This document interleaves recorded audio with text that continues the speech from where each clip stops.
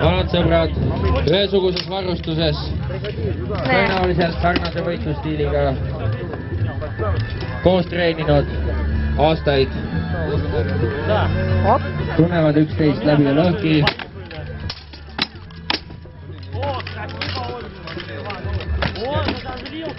Nii, ja see oli nüüd puhast avamustähe. Kas Wolf hakkab väsima?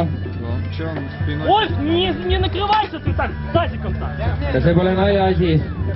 See on poistel siin juba 3. või 4. võitlus. Toss hakkab välja minema sellises päiksepaistes 30-kilose varustusega 2 minutit vehkida.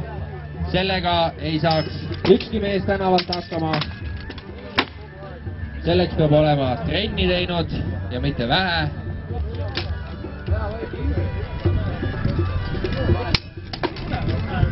Kujutlege ette boksimatši, kus kummalgi võitlejal on 30 kilo varustust seljas ja te saate ettekujutuse, kui raske see on. Üks hoiatus Leonidile löögi eest põlve.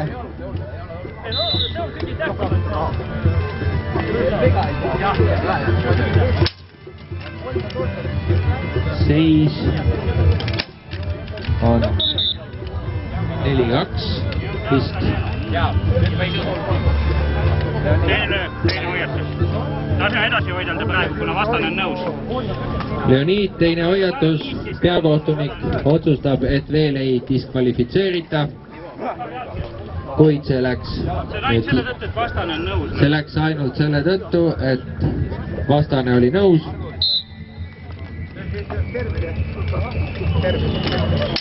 Põlved lööki on keelatud, samuti on keelatud löödid kilbiservaga, löödid näkku ja kaela ja küünal nuki pihta, näppudesse, torked on keelatud.